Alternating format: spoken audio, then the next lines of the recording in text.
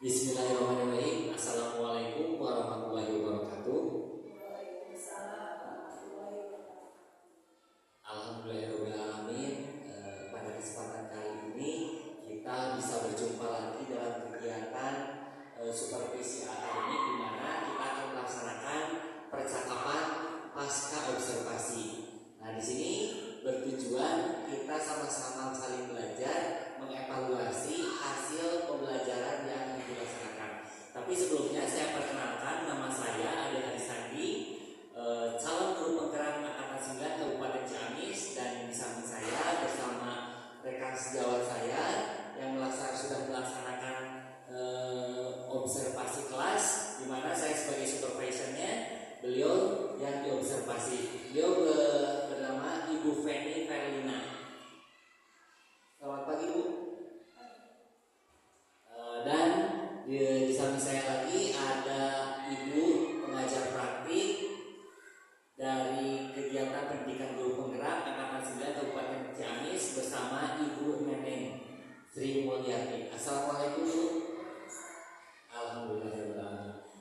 Langsung saja di sini pada kesempatan kegiatan pasca observasi ini saya akan mengajukan beberapa pertanyaan kepada Ibu Feni seputar tentang hasil kegiatan observasi kelas yang sudah kita laksanakan.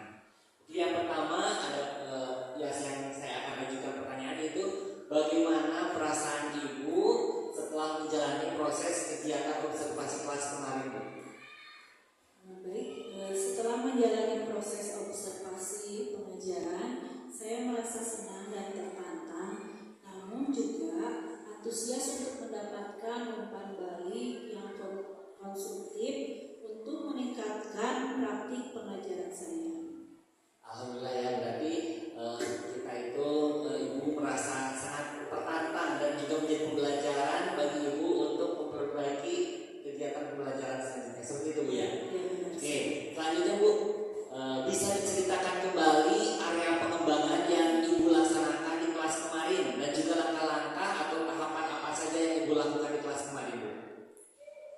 Area pengembangan yang saya laksanakan di kelas itu meliputi keterlibatan siswa, diferensiasi pembelajaran, pemanfaatan media pembelajaran puzzle, serta strategi pembelajaran PBL itu, dan pengembangan keterampilan kolaboratif.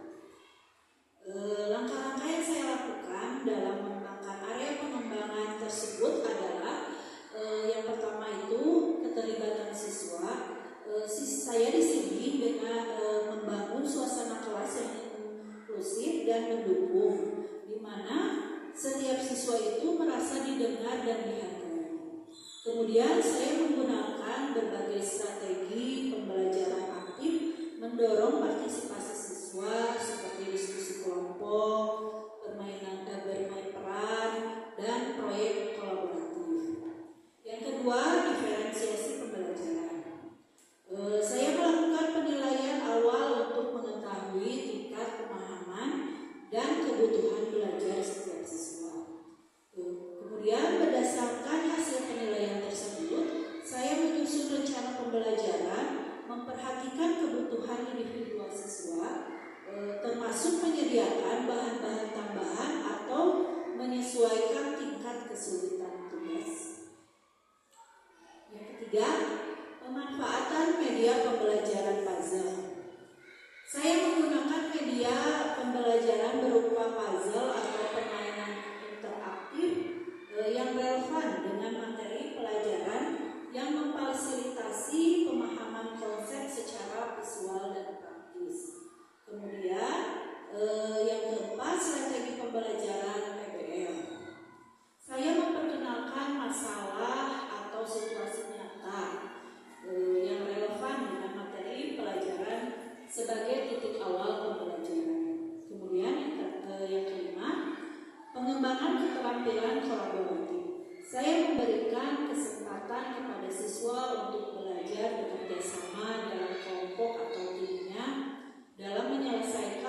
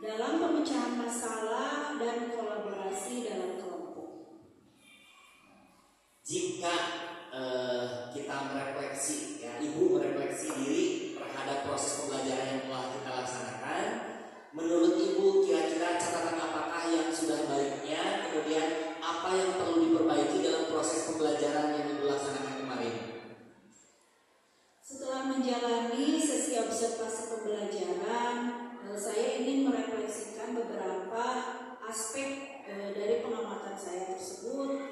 Yang pertama, keterlibatan siswa.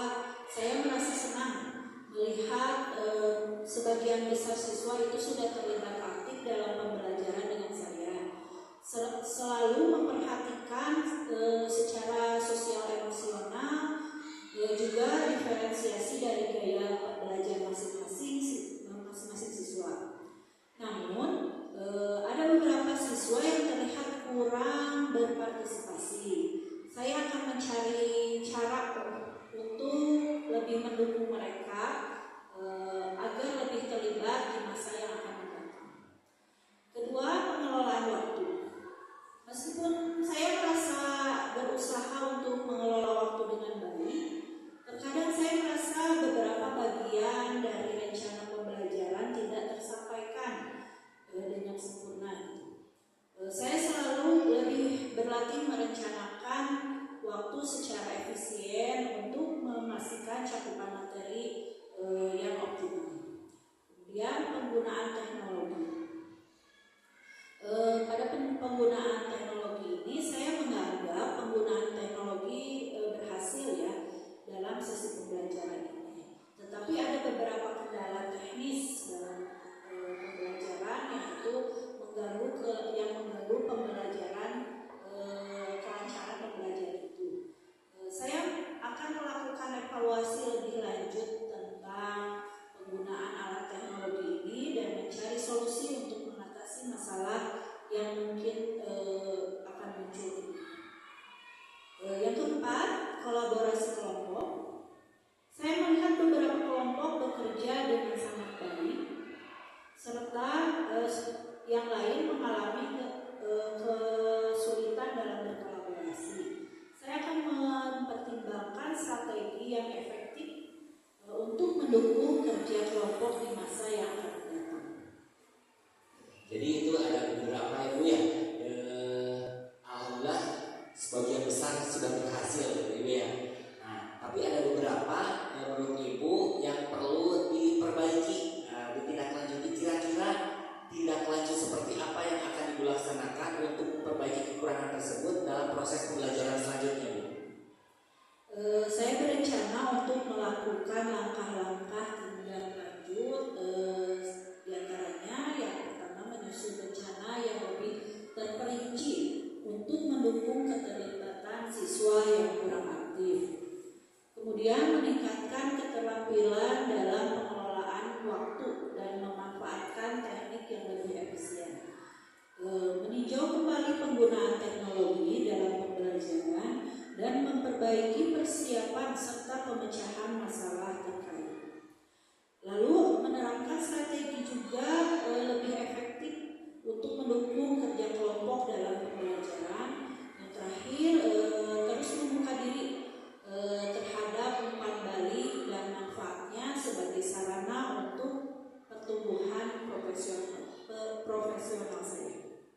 Oh, jadi ada beberapa ya yang Ibu rencanakan nanti tindak lanjutnya untuk memperbaiki dari kekurangan yang dari proses pembelajaran ketika observasi. Yang karena yang tadi yang Ibu utarakan masalah waktu dan kurang efisien. Mudah-mudahan di selanjutnya Ibu tadi rencanakan itu dengan memanfaatkan teknik-teknik yang lebih efisien lagi ya Bu.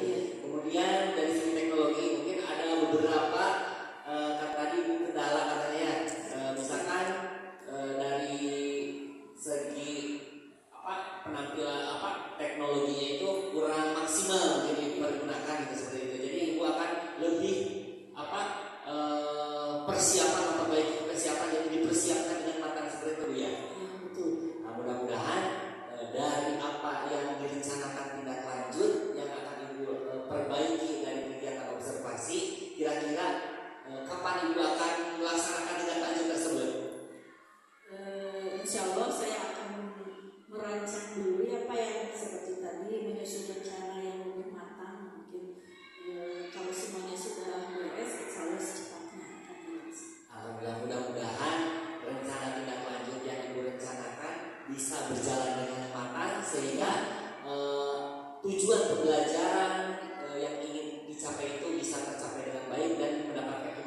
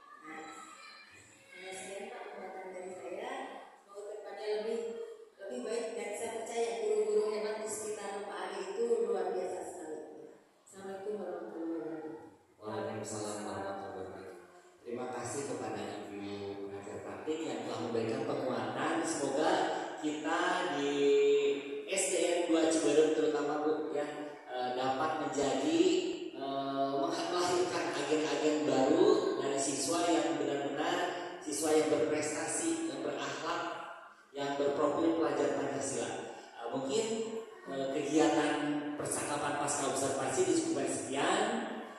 Saya tutup. Terima kasih atas kehadiran Ibu pengajar praktik, dan terima kasih kepada rekan saya Ibu Penny. Saya coba terima kasih sudah berkenan untuk melaksanakan kegiatan supervisi akademik.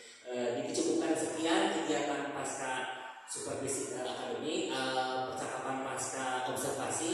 Saya tutup dengan ucapan wassalamualaikum warahmatullahi wabarakatuh.